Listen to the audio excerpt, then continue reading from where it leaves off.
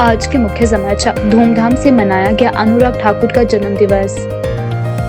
शहरों में बनेंगे म्यूनिसिपल सर्विस सेंटर। अगले साल 5 सरकारी छुट्टियां पड़ेगी रविवार को। शिमला की वादियों में उड़ान भरते मानव परिंदे। अंतर्राष्ट्रीय फ्लाइंग फेस्टिवल का भव्य आगाज। आपदा के लिए पंचायतें भी होगी तैयार। डॉक्टर राजू बिंदल ने कांग्रेस सरकार पर किया प्रहार। अब समाचार विस्तार से। पूर्व केंद्रीय मंत्री अनुराग ठाकुर के जन्म दिवस के उपलक्ष्य में सोलन स्थित परमाणु के अस्पताल में फल वितरण कार्यक्रम का आयोजन किया गया। इस कार्यक्रम की अध्यक्षता भाजपा प्रदेश उपाध्यक्ष रोहित भारद्वाज ने की, जबकि भाजपा कसौली मंडल अध्यक्ष लक्ष्मी अत्री मुख्य अतिथि के रूप में उपस्थित रहे। कार्यक्रम के दौरान अस्पताल में भर्ती मरीजों को फलों का वितरण किया गया और उनके शीघ्र स्वस्थ होने की कामना भी की गई। इस अवसर पर रोहित भारद्वाज ने कहा कि भाजपा की संस्कृति में समाज सेवा एक प्रमुख तत्व है और युवाओं को सदैव जन सेवा की भावना से कार्य करने की प्रेरणा देनी चाहिए। उन्होंने कहा कि इस प्रकार के कार्यक्रम न केवल सामाजिक सद्भाव को बढ़ावा देते हैं, बल्कि युवाओं में सेवा और सहयोग की भावना भी मजबूत करते हैं। कार्यक्रम के दौरान भाजपा कार्यकर्ताओं एवं भाजपा पदाधिकारियों ने अनुराग ठाकुर के उत्तम स्वास्थ्य और दीर्घायु की प्रार्थना की तथा उनके नेतृत्व में देश और प्रदेश के निरंतर विकास की कामना व्यक्त की। फल वितरण कार्यक्रम में भाजपा के कार्यकर्ता बड़ी संख्या में उपस्थित रहे। आज बड़ी खुशी की बात है, आज हमारे पूर्व केंद्रीय मंत्री और 5 बार के सांसद, हमारे लोकप्रिय नेता, युवाओं की आन बान शान श्री अनुराग ठाकुर जी का जन्म दिवस है। इसी उपलक्ष्य पर आज युवा मोर्चा ने परमाणु के ईसाई अस्पताल में फल वितरण कार्यक्रम किया है और उनके दीर्घायु और उत्तम स्वास्थ्य की प्रार्थना करी है। और यहाँ जो भी हमारे पेशेंट्स हैं उन सभी ने उनको आशीर्वाद प्रदान किया है। हमारे इस कार्यक्रम में हमारे कसौली मंडल भाजपा के अध्यक्ष बड़े भाई बब्बू अत्री जी ने मुख्य अतिथि के रूप में आकर शिरकत करी है। हम उनका भी हार्दिक आभार प्रकट करते हैं। हम युवा मोर्चा और परमाणु की समस्त टीम की तरफ से भाई अनुराग सिंह ठाकुर जी को उनके जन्म दिवस की बहुत बहुत बधाई, शुभकामनाएं देते हैं। धन्यवाद। केंद्र सरकार ने हिमाचल प्रदेश को म्यूनिसिपल शेयर सर्विस सेंटर योजना के तहत 47 करोड़ रुपए की स्वीकृति दी है। इस योजना के तहत प्रदेश के चयनित शहरों में आधुनिक म्यूनिसिपल सर्विस सेंटर स्थापित किए जाएंगे, जहां नागरिकों को जन्म मृत्यु प्रमाण पत्र, व्यापार लाइसेंस, संपत्ति कर भुगतान, कचरा बिल सहित सभी नगर सेवाएं एक ही स्थान पर मिलेगी। यह जानकारी शहरी विकास मंत्री विक्रमादित्य सिंह ने सचिवालय में पत्रकारों से बातचीत के दौरान कही। उन्होंने बताया कि पिछले महीने केरल दौरे के दौरान उन्होंने केंद्रीय शहरी विकास मंत्री से इस योजना के लिए आग्रह किया था, जिसके बाद केंद्र सरकार ने इसकी स्वीकृति दी है। उन्होंने कहा कि योजना के तहत 23.5 करोड़ रुपए की पहली किश्त प्रदेश को मिल चुकी है और कार्य जल्द ही शुरू किया जाएगा। विक्रमादित्य सिंह ने बताया कि बैठक में प्रधानमंत्री स्वनिधि योजना की प्रगति पर भी चर्चा की गई। इस योजना के तहत स्टेट वेंडरों को 20,000 रुपए तक का ऋण दिया जाता है। हिमाचल में अब तक 19 करोड़ रुपए का ऋण वितरित किया जा चुका है, जिससे 3500 स्टेट वेंडरों को लाभ मिला है। मंत्री ने स्वीकार किया कि हिमाचल की परफॉर्मेंस इस योजना में अन्य राज्यों की तुलना में अभी कमजोर है, जहां 20 से 25,000 वेंडर चयनित हुए हैं। उन्होंने अधिकारियों को शिमला, मनाली, धर्मशाला, बद्दी, बरोटीवाला और नालागढ़ जैसे प्रमुख शहरों में स्टेट वेंडरों का चयन करने के निर्देश दिए हैं। साथ ही उन्होंने QR कोड आधारित पंजीकरण प्रणाली अपनाने के निर्देश दिए ताकि चयन प्रक्रिया पारदर्शी और विवाद मुक्त रहे। जो शहरी विकास मंत्रालय है उसमें हमने अभी जब मैं पीछे केरल गया था तो वहाँ पे हम जो केंद्रीय मंत्री है शहरी विकास के, मैं उनसे मिला था। मैंने उनसे निवेदन किया था कि हिमाचल में जो हमारा म्यूनिसिपल शेयर्ड सर्विसेज स्कीम है उसके तहत हमको ग्रांट मिलनी चाहिए और उसमें 3 राज्यों को ग्रांट मिली है, जिसमें हिमाचल भी एक है और हमको उसमें करीबन 47 करोड़ रुपए हिमाचल को मिले हैं, जिसकी पहली किश्त करीबन 23.5 करोड़ की प्रदेश को स्वीकृत हो चुकी है। उसमें कुछ शहरों को आइडेंटिफाई करके वहाँ पे म्यूनिसिपल सर्विसेज को बेटर करने के लिए सेंटर्स बनाए जाएंगे। ऑनलाइन प्रक्रिया उसमें शुरू करवाई जा रही है। आज ही हमारी एक बैठक जो हमारे केंद्रीय शहरी विकास मंत्री है उनके साथ ऑनलाइन बैठक भी अभी आज ही हुई है। उसमें जो हमारी PM स्वनिधि योजना है, जिसके तहत हमारे जितने भी वेंडर्स हैं, जो हमारे रेडी फड़ी वाले हमारे साथी हैं, उनको जो लोन दिए जाते हैं पहली किश्त में जो है 20,000 रुपये, उसके बाद उसमें 25,000 रुपये और फिर 30,000 रुपये, उसमें जो है 7% सब्सिडाइज लोन जो है वो केंद्र सरकार की ओर से मिलता है। तो उसमें भी हम ज़्यादा से ज़्यादा अवेयरनेस क्रिएट करने की कोशिश करेंगे। अभी तक पिछले 5 साल में जब से ये स्कीम शुरू हुई है तो करीबन 19 करोड़ के जो है वो यहाँ पे वितरण इसके माध्यम से हो चुका है, जिसमें करीबन 3,000 से 3,500 हमारे वेंडर्स जो है वो इसमें लाभान्वित हुए हैं। मगर आज मंत्री जी ने इसमें एक अच्छा पॉइंट रखा है कि हमको ज़्यादा से ज़्यादा इस पर लोगों को और लाना है। तो उसमें हम कोशिश करेंगे कि प्रदेश में जितने भी हमारे वेंडर्स हैं, खास करके जो शहरी इलाके हैं, जो हमारे टूरिज़्म वाले इलाके हैं, जैसे शिमला है, कुल्लू मनाली है और धर्मशाला है, या इंडस्ट्रियल एरियाज़ है, बद्दी है, ऊना है, हमीरपुर है, वहाँ पे ज़्यादा से ज़्यादा वेंडर्स को इसमें आइडेंटिफाई किया जा सके, उनकी बाकायदा आइडेंटिफिकेशन हो और उनको QR कोड जो है वो मिले। पीछे आप जानते हैं कि थोड़ी सी एक कंट्रोवर्सी भी प्रदेश में हो गई थी कि इसमें कोई समुदाय का नाम हो या नाम हो, तो उसको हम चाहते हैं कि उस तरीके की कोई भी चीज़ में हम ना पड़े, मगर आइडेंटिफिकेशन होनी चाहिए, उसमें कोई दो राय नहीं है। इसलिए हमने QR कोड का उसमें एक ज़रिया निकाला है कि QR कोड हर वेंडर को दिया जाएगा और उसमें सारी उनकी रजिस्ट्रेशन डिटेल्स उपलब्ध होगी, ताकि अगर कोई भी उसमें क्वालिटी कंट्रोल का इशू है, कोई भी उसमें फूड क्वालिटी कंट्रोल का इशू है, उसको हम आइडेंटिफाई कर सके। मगर कोई भी सांप्रदायिक तरीके से उसमें कोई ऐसी जो है कोई डिफरेंसेस क्रिएट ना हो, इसलिए उसमें इस तरीके का एक हमने सोल्यूशन निकाला है। इस चीज़ को मैंने आज जो हमारे केंद्रीय मंत्री है उनको भी मैंने ये विषय रखा, उन्होंने भी इसकी जो है सराहना करी है कि इस तरीके से इसको किया जाना चाहिए, तो उसको हम प्रदेश के अंदर इम्प्लीमेंट करेंगे। मगर अभी हमारा आंकड़ा बहुत कम है, केवल 5,000 वेंडर हमने प्रदेश में आइडेंटिफाई किए हैं, हालांकि और राज्यों में ये करीबन 25,000 है। तो ये एक कमी मुझे दिखी है, इसको हम आने वाले समय में, मैंने आज ही डिपार्टमेंट को निर्देश दिए हैं कि इसमें सेंसस को फिर से करवाया जाए। हर जगह पे जो हमारी अर्बन वेंडिंग कमिटीज़ बनी हुई है हर लोकल बॉडीज़ में, वो फिर से इसके ऊपर सर्वे करवाए और ज़्यादा से ज़्यादा जो वेंडर्स हैं, चाहे वो प्रदेश के हैं चाहे वो प्रदेश के बाहर से आ रहे हैं, उनकी प्रॉपर आइडेंटिफिकेशन होनी चाहिए और उनको अब जो है वो रुपे कार्ड के माध्यम से भी जोड़ा जा रहा है, ताकि उनको 30,000 का जो है वो लोन, वो क्रेडिट अपना उनको क्रेडिट कार्ड दिया जाएगा, उसके माध्यम से वो वहाँ से क्रेडिट कार्ड से भी पैसा उठा सकते हैं। तो मैं समझता हूँ कि ये भी एक बड़ी अच्छी उपलब्धि है, इसको हम और मजबूती से आने वाले समय में जो है वो इम्प्लीमेंट करने का प्रयास करेंगे। हिमाचल प्रदेश सरकार ने वर्ष 2026 की राजपत्रित अवकाशों की सूची जारी कर दी है।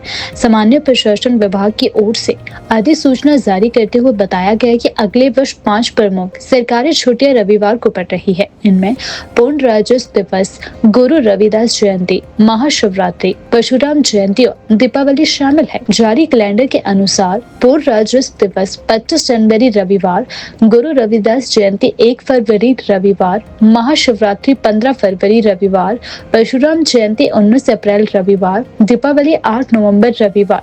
इन छुट्टियों के रविवार को पड़ने से सरकारी कर्मचारियों को इन दिनों अलग अवकाश का लाभ नहीं मिल पाएगा।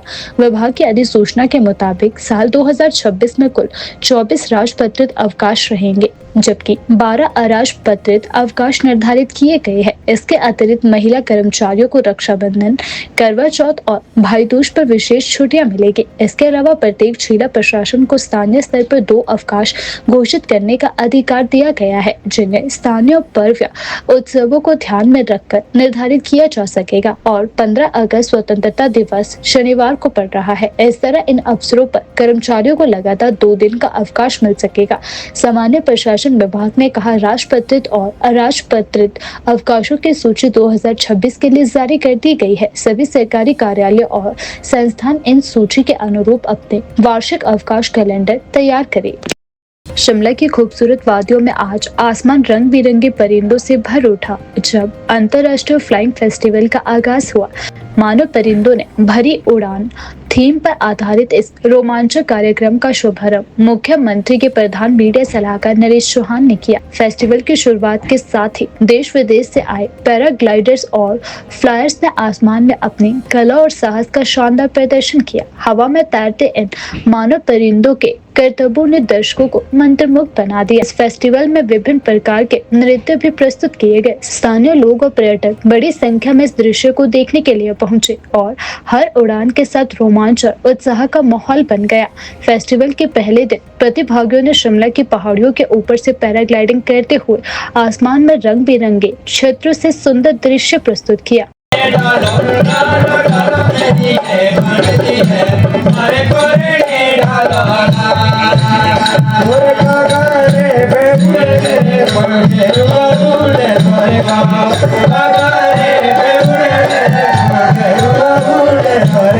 शिमला में सर साइड तो सेम ही होती है सारी।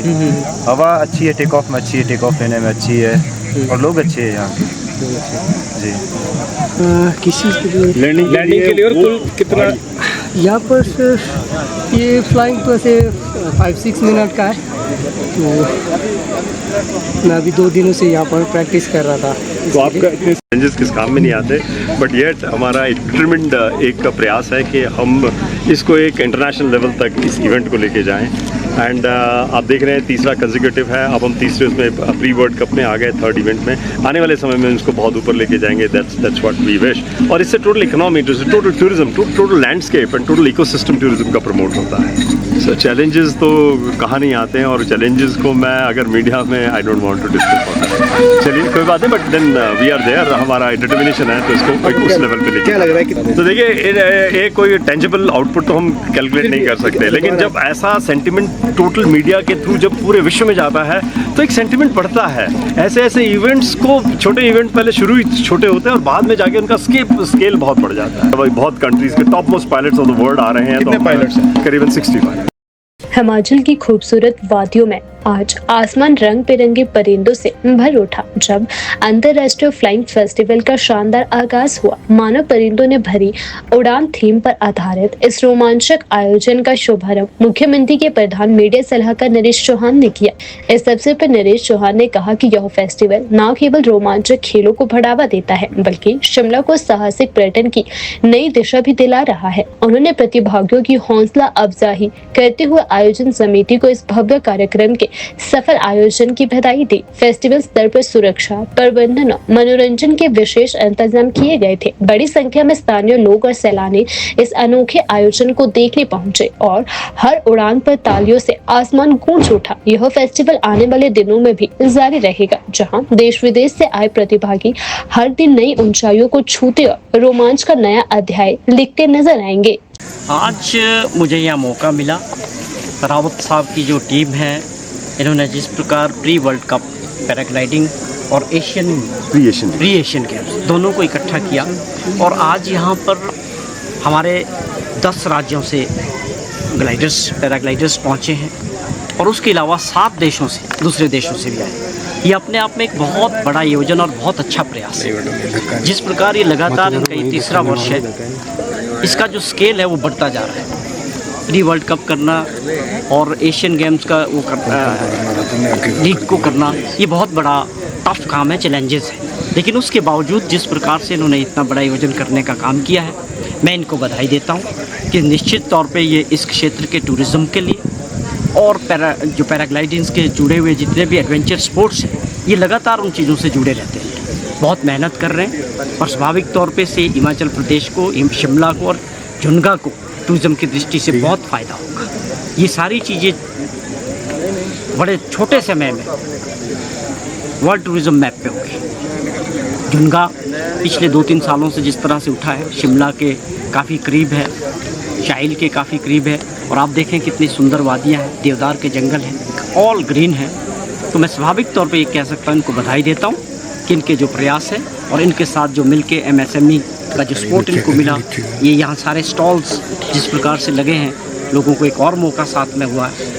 तो ये एक अपने आप में एक ऐसा प्रयास है, मैं समझता हूँ हर जगह ये होना चाहिए, और इससे हिमाचल प्रदेश की GDP में जो टूरिज़्म का जो रोल है वो बढ़ेगा, कंट्रीब्यूशन बढ़ेगा। मैं इनको बहुत बधाई देता हूँ कि आप इसको जितने भी लोग इसमें पार्टिसिपेट कर रहे हैं कि ये उनका अच्छा रहे, सबके लिए सुरक्षित रहे, जितने भी पायलट्स इसमें पार्टिसिपेट कर रहे हैं। और अगले 2-3 दिनों में इसका जो भी परिणाम आएगा वो सबके सामने होगा। लेकिन मैं सबको शुभकामनाएं देता हूँ, जो पार्टिसिपेंट्स हैं, जो ऑर्गेनाइजर्स हैं और जितने भी लोग इनको मदद कर रहे हैं या जितने भी और एडमिनिस्ट्रेशन के हैं, सबका सहयोग इनको मिल रहा है। आज माननीय मुख्यमंत्री जी ने यहाँ आना था, लेकिन एक मीटिंग की वजह से, कैबिनेट मीटिंग की वजह से वो नहीं आ पाए। लेकिन इनके प्रयासों को मैं सरकारी नुमाइंदा होने के नाते जो कुछ इन्होंने किया है, मैं माननीय मुख्यमंत्री जी को और सरकार को अवगत कराऊंगा कि ऐसे प्रयास जो है लगातार हिमाचल प्रदेश में होने चाहिए। हिमाचल प्रदेश एक ऐसे भी एक टूरिज़्म स्टेट है, तो इस तरह के प्रमोशन से हम इसको और आगे मजबूत कर सकते हैं और बढ़ा सकते हैं। हिमाचल प्रदेश सरकार ने राज्य को आपदा से अधिक प्रभावी ढंग से निपटने के लिए तैयार करने की दिशा में बड़ा कदम उठाया है। अंतर्राष्ट्रीय आपदा जोखिम न्यूनीकरण दिवस के अवसर पर पंचायती राज मंत्री अनिरुद्ध सिंह ने 4 नई योजनाओं का शुभारंभ किया था, जो राज्य के शहरी और ग्रामीण क्षेत्रों में आपदा प्रबंधन को मजबूती बनाएगी।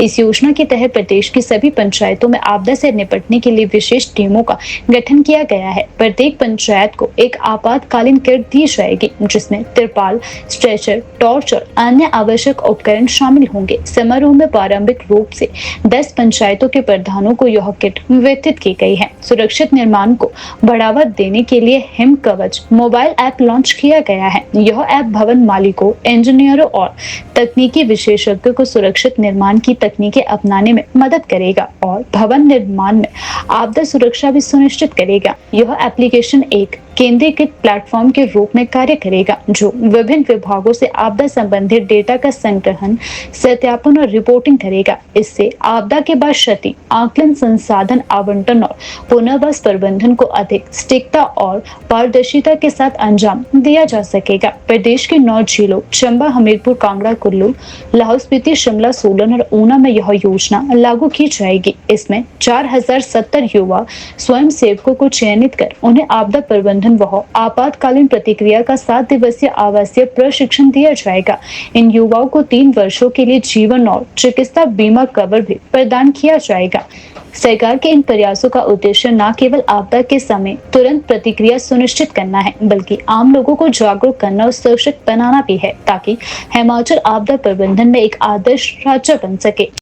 भाजपा प्रदेश अध्यक्ष डॉक्टर राजू बिंदल ने कहा कि हिमाचल प्रदेश की कांग्रेस सरकार अब तक की सबसे युवा और बेरोजगार विरोधी सरकार साबित हुई है। उन्होंने कहा कि सत्ता में आने से पहले कांग्रेस ने युवाओं से कई झूठे वादे किए, लेकिन सत्ता में आने के बाद न केवल उन्हें तोड़ा, बल्कि रोजगार के अवसर भी खत्म कर दिए हैं। डॉक्टर बिंदल ने भाजपा प्रदेश कार्यालय में आयोजित भारतीय जनता युवा मोर्चा पदाधिकारियों की बैठक को संबोधित कर रहे थे। उन्होंने बताया कि भाजपा ने संगठनात्मक विस्तार करते हुए प्रदेश में अपने 6 मोर्चों का गठन पूर्ण कर लिया है, जिनमें युवा मोर्चा, महिला मोर्चा, अनुसूचित जाति मोर्चा, अनुसूचित जनजाति मोर्चा, किसान मोर्चा और ओबीसी मोर्चा शामिल है। सभी मोर्चे संगठन विस्तार में जुड़े हैं। प्रदेश की मौजूदा कांग्रेस सरकार पर तीखा प्रहार करते हुए डॉक्टर बिंदल ने कहा कि 2022 के चुनावों से पहले कांग्रेस ने बेरोजगार युवाओं को लुभाने के लिए झूठी गारंटियां दी थी। उन्होंने कहा कि कांग्रेस नेताओं ने वादा किया था कि सरकार बनने पर पहली कैबिनेट में 1 लाख नौकरियां दी जाएगी, 67,000 खाली पद भरे जाएंगे और 5 साल में 5 लाख रोजगार दिए जाएंगे। लेकिन सत्ता में आने के बाद सरकार ने ठीक इसका उल्टा किया है। उन्होंने आरोप लगाया कि कांग्रेस सरकार ने रोजगार देने वाले संस्थानों को बंद कर दिया है, भर्ती प्रक्रिया रोक दी गई है और पिछले 3 वर्षों में एक भी नियमित भर्ती नहीं की गई है। हिमाचल प्रदेश में वर्तमान की कांग्रेस पार्टी की सरकार युवा और बेरोजगार विरोधी सरकार के रूप में साबित हुई है और यूं कहा जाए कि हिमाचल प्रदेश की आज तक की सभी सरकारों में यदि सर्वाधिक हानि युवाओं को, बेरोजगारों को किसी सरकार ने पहुंचाई है तो वो वर्तमान की प्रदेश की कांग्रेस सरकार है। सत्ता में आने से पहले 2022 में जिस तरह से और झूठी गारंटियों का बहुत बड़ा पुलंदा वो बेरोजगार युवकों के सम्मुख डाला गया और उसके बाद उससे पूरी तरह से विपरीत काम शुरू किया।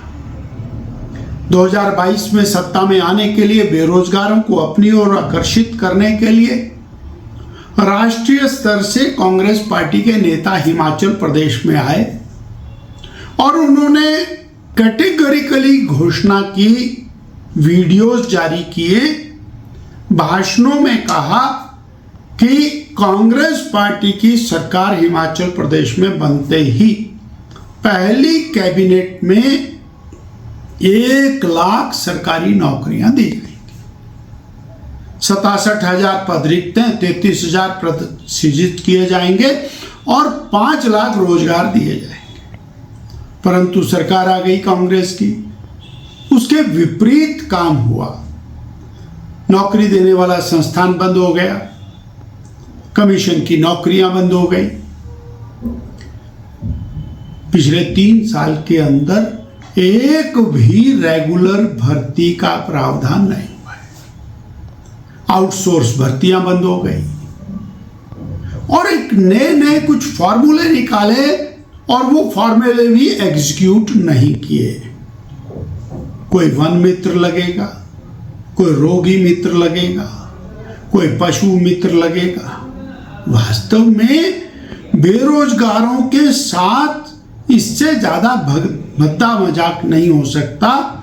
4,000 4,500 की नौकरी लगाने के लिए वो दर की ठोकरें खा रहा है। आज इससे भी और अधिक बढ़कर के स्थिति, विभागों से कर्मचारियों को निकालने का क्रम निरंतर चल रहा है। अभी हाउसिंग बोर्ड के अंदर 135 पद सृजित थे, उनको पदों को समाप्त कर दिया, यानी रोजगार के अवसर ही समाप्त कर। बिजली बोर्ड में हजारों पद समाप्त कर दिए, रोजगार के अवसर समाप्त कर दिए। 1,45,000 पद प्रदेश के विभिन्न विभागों के अंदर जो रिक्त पड़े थे उनको पूरी तरह से समाप्त कर दिया। शिमला यूनिवर्सिटी के अंदर अभी अनेक लोगों के पदों को समाप्त कर दिया और बहुत सारे लगे हुए कर्मचारी उनको बाहर निकाल दिया। 2000 स्कूल बंद किए गए। अगर एक स्कूल में 10 कर्मचारियों की एवरेज आती है तो 20,000 लोगों के पद समाप्त। मुख्यमंत्री ठाकुर सुखविंदर सिंह सुक्खू की अध्यक्षता में हुई राज्य मंत्रिमंडल की बैठक में कई जनहितैषी निर्णय लिए गए। बैठक में परिवहन विभाग को 1000 डीजल पेट्रोल टैक्सियों को इलेक्ट्रिक टैक्सियों में बदलने की अनुमति दी गई, जिसके लिए 40% सब्सिडी राजीव गांधी स्वरोजगार योजना के तहत दी जाएगी। विशेष पुलिस अधिकारियों के मानदेय में 300 और एसएमसी शिक्षक, ITI शिक्षक, मिड डे मील कार्यकर्ता एवं पार्ट टाइम वाटर कैरियर्स के मानदेय में 500 रुपए प्रति माह की वृद्धि की गई, जो 1 अप्रैल 2025 से लागू होगी। कैबिनेट में 300 जूनियर ऑफिस असिस्टेंट पदों के सृजन, नाहन मेडिकल कॉलेज के नए परिसर के निर्माण, रेजिडेंट डॉक्टर नीति 2025 तथा स्टाफ नर्स नियुक्ति नीति को मंजूरी दी गई। राजीव गांधी स्वरोजगार सौर ऊर्जा योजना के तहत 100 किलोवाट से 2 मेगावाट तक की परियोजनाओं पर 5% जनजातियों और 4% गैर जनजातियों ब्याज सब्सिडी दी जाएगी। सोलन जिले में 3 नए प्राथमिक विद्यालयों के खुलने तथा डॉक्टर YS परमार विद्यार्थी ऋण योजना में संशोधन को भी स्वीकृति दी गई है। अब पोस्ट ग्रेजुएशन के लिए भी 1% ब्याज दर पर शिक्षा ऋण उपलब्ध होगा और पारिवारिक आय सीमा 12 लाख रुपए प्रति वर्ष कर दी गई है। 1.5 लाख रुपए दे देते थे, मगर आज कैबिनेट ने फैसला किया है कि पहली किस्त के रूप में जो जिनके मकान डैमेज हुए हैं उनको 4 लाख रुपए की राशि पहली किस्त के रूप में दी जाएगी, ताकि उनको ब्लॉकों के चक्कर या सरकारी दफ्तरों के चक्कर में काटने पड़े और उनके जो मकान है वो तेज़ी से जो है वो उसको चालू कर सके। इसी तरह से जो पार्शली डैमेज मकान है उनको भी जो है राहत के रूप में जो है वो 1 टाइम किस्त जो है वो 1 लाख 1.5 लाख रुपए जो है वो दे दी जाएगी।